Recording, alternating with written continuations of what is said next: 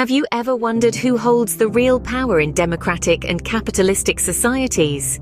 As we navigate our world, the notion of sovereignty often goes unquestioned, an accepted part of the fabric of our societies. Yet, who really wields the power? Is it the government, the people, or perhaps the market forces that drive our capitalist systems? These are the questions that we must ask ourselves as we seek to understand the concept of sovereignty. Let's dive into the evolution of sovereignty to better comprehend its role in our current societies. Sovereignty, as we know it, wasn't always a concept. It's a child of time, born out of the ashes of war and the striving for peace. The birth certificate of sovereignty, if you will, is dated back to the mid-17th century, the year 1648 to be precise, with the signing of the Treaty of Westphalia. This treaty, signed in the aftermath of the 30 Years' War, is considered the genesis of the concept of sovereignty.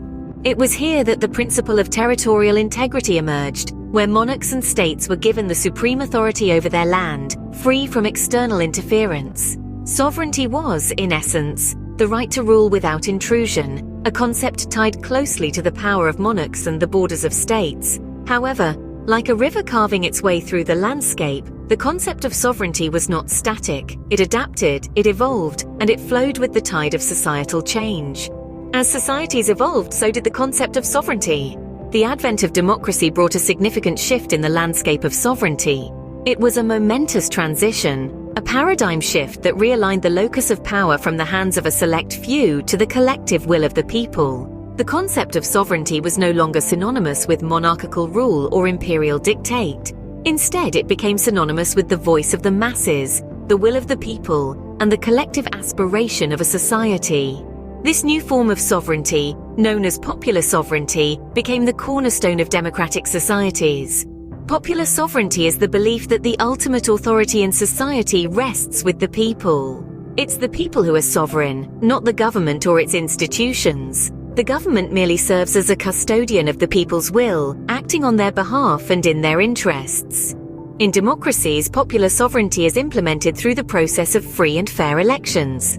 The citizens of a democratic nation, through their votes, determine who gets to govern and how they do it.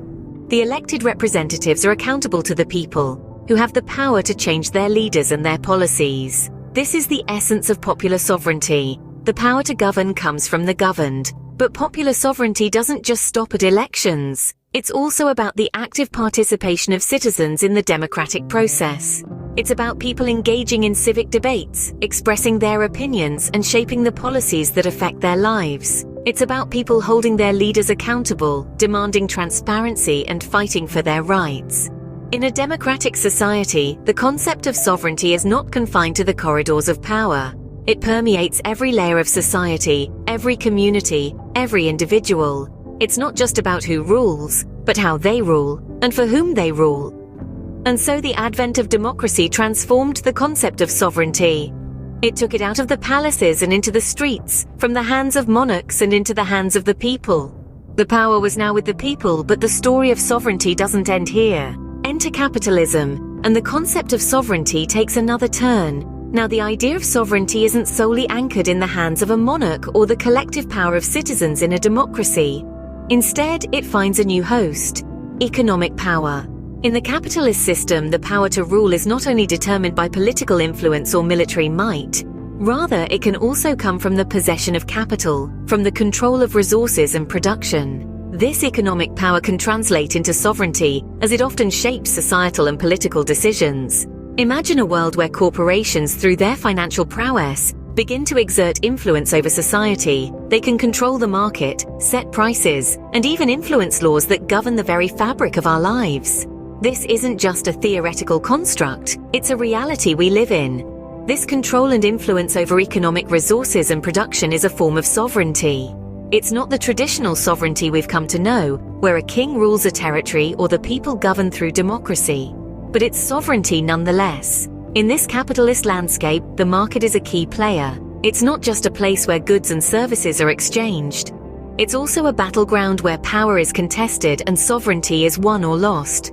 The market, with its invisible hand, can influence political decisions, sway social norms, and shape our world. Corporations and the market, therefore, play a significant role in shaping societal and political decisions. They can influence policy, lobby for laws that favor their interests, and shape public opinion through advertising and media. They can even dictate the direction of technological advancement and innovation. But it's important to remember that this economic sovereignty isn't absolute.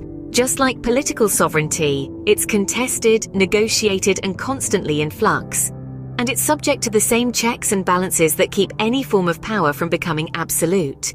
In the capitalist world, money and market forces began to hold significant sway over sovereignty.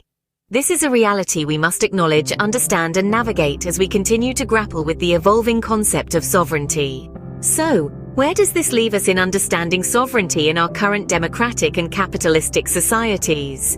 Let's take a moment to reflect. We embarked on a journey, beginning with the birth of sovereignty, where monarchs wielded absolute power. We saw how this concept evolved, how power shifted from the hands of a few to the many in democratic societies, to the people for the people. A truly monumental shift, wouldn't you agree? We then delved deep into the heart of capitalism, where the dynamics of sovereignty took on a whole new meaning. Here we discovered that economic power could also translate into political power, making corporations and individuals with significant wealth key players in the game of sovereignty. But what does this mean for us? It invites us to question, to ponder, and to critically evaluate the structures of power that govern our lives. Are we truly sovereign, or is our power influenced and shaped by the economic forces at play? Are the democratic processes we participate in truly reflective of our collective will, or are they subtly manipulated by capitalistic interests? Indeed, the concept of sovereignty is far from simple. It's a complex and dynamic entity that continues to evolve with our societies. It's a concept that is as multifaceted as the societies it exists within, and as such it requires our constant vigilance and understanding. Sovereignty, it seems, is a complex and ever-evolving concept. It's up to us as informed citizens to keep questioning and understanding who truly holds power in our societies.